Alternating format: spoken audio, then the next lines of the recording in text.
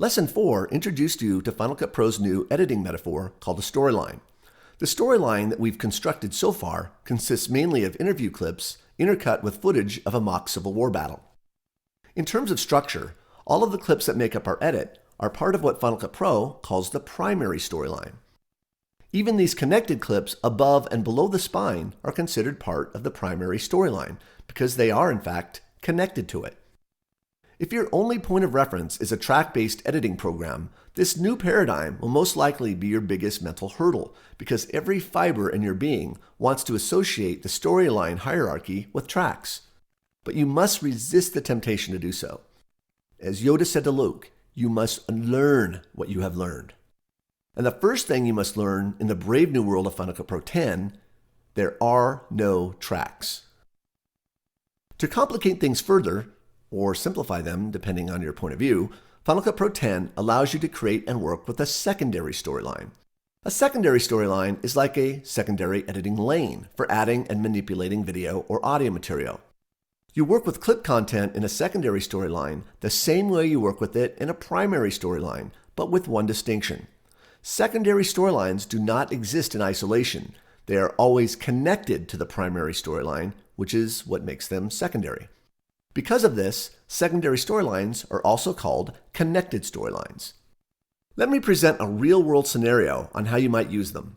Let's say you wanted to experiment with alternate B-roll material, or perhaps even alternate interviews. Rather than connecting all the alternate clips to the primary storyline as individual clips and subsequently manipulating them as individual clips, you could place them into a secondary storyline, which would give you the flexibility of manipulating your clips as a cohesive unit.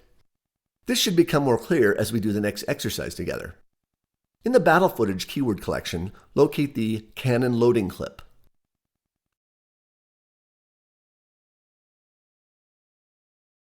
Skim about halfway into the clip where the artillery soldier is preparing the cannon for firing. Set the start of your selection range just before he rams the charge into the barrel, and end the range as he removes the rammer from the barrel.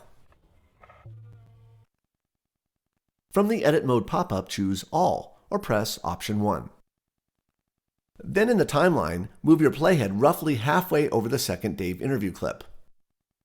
Press Q to connect the cannon loading clip to the primary storyline at the playhead position. If you look at the timeline, we now have two separate connected clips as indicated by their connection lines extending downward from the head of each clip.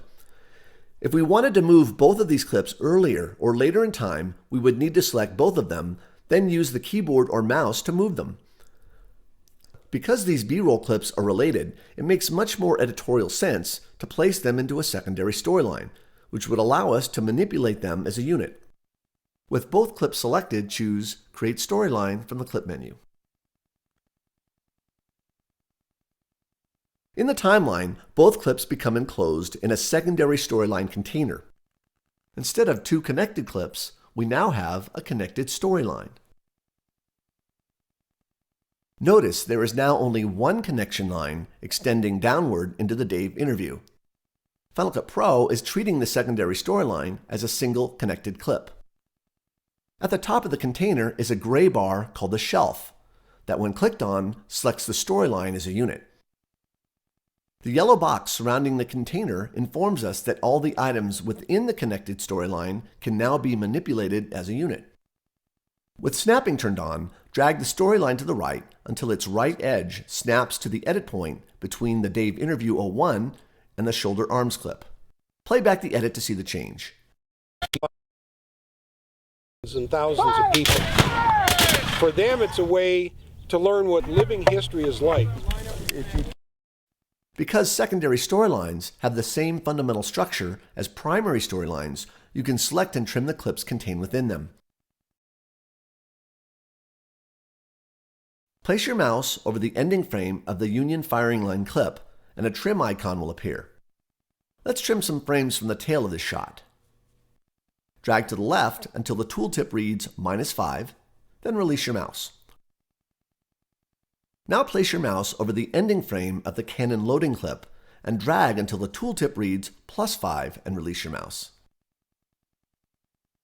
You also may have noticed that a gap clip was created between the two clips.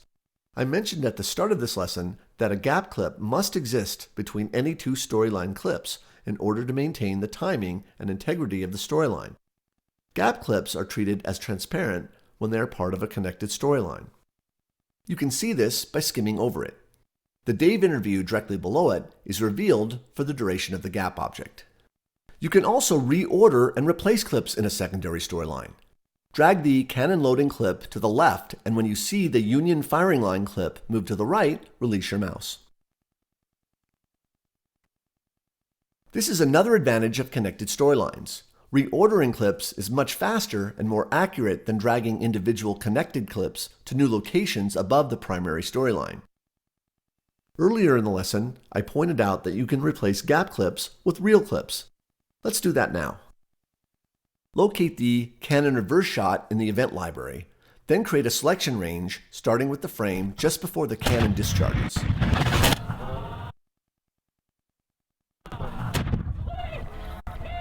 Press the / key to play the selection.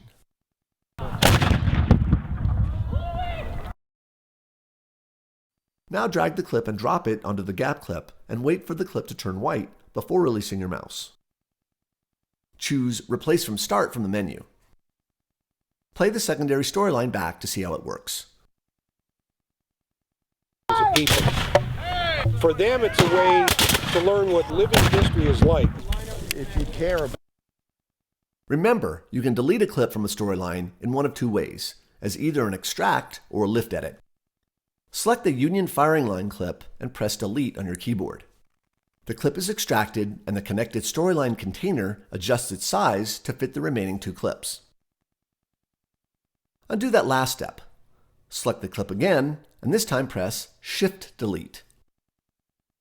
The clip is lifted and a gap object replaces it to maintain the duration of the connected storyline.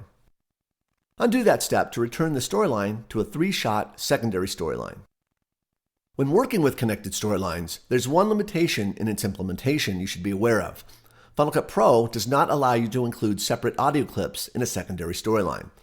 This could potentially create a problem for you if you've previously aligned a connected audio clip with another connected video clip.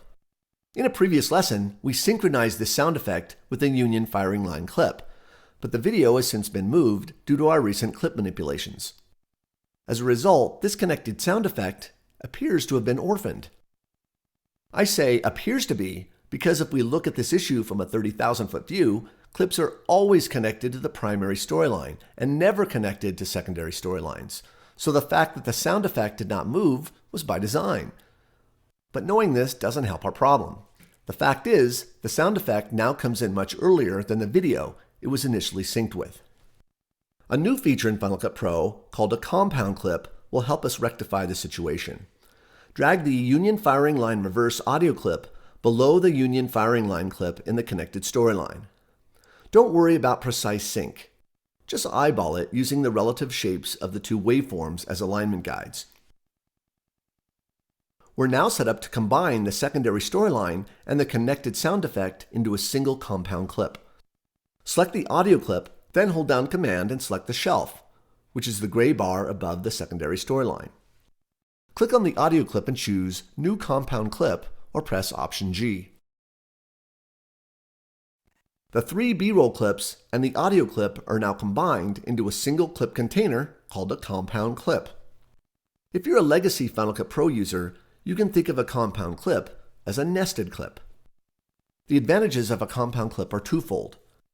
For one, they're a fabulous tool for cleaning up and simplifying your timeline. Second, because all the clips are now grouped into one compound clip, you can quickly apply video and audio effects to all the clips contained within it. To view and edit the contents of a compound clip, click the badge to the left of the word Compound Clip.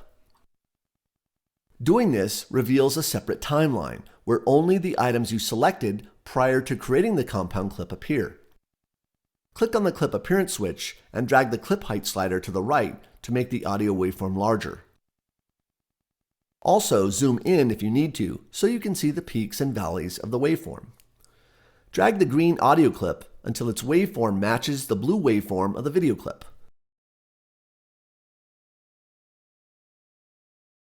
Play the clips back until you're happy with the placement of the sound effect.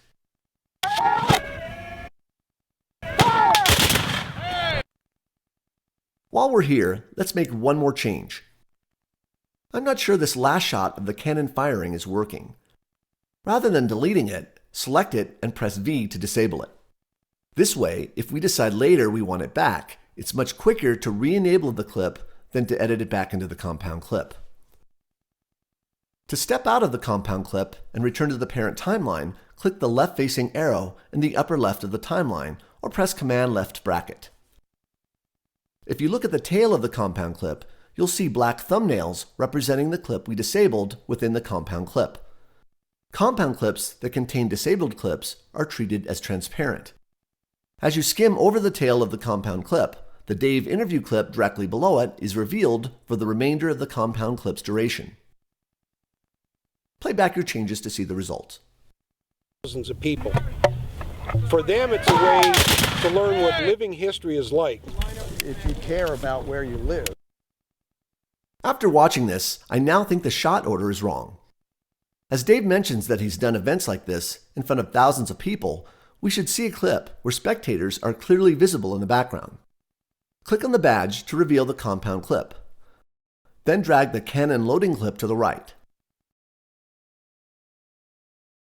When you see the clip swap positions, release your mouse. Because the sound effect was connected to the Union firing line clip, it moves with it. Press Command left bracket to return to the main timeline, then play back the compound clip to see the result. Thousands of people. For them, it's a way to learn what living history is like. If you care about. The last thing I want to show you before we move to the next lesson is how to return the compound clip back into individual connected clips. This command will come in very handy if or when you decide you'd prefer working with your clips at the top level timeline rather than having to step into the compound clip timeline to make changes. Right-click on the compound clip and choose Break Apart Clip Items from the menu or press Shift-Command-G. And voila, just like that, our timeline appears in the state we began this lesson. If you want, you can delete the disabled clip, but as I said, it's easier to enable the clip if you need to rather than having to re-edit it back into the timeline. In the next lesson, we'll delve into Final Cut Pro's powerful audio editing tools.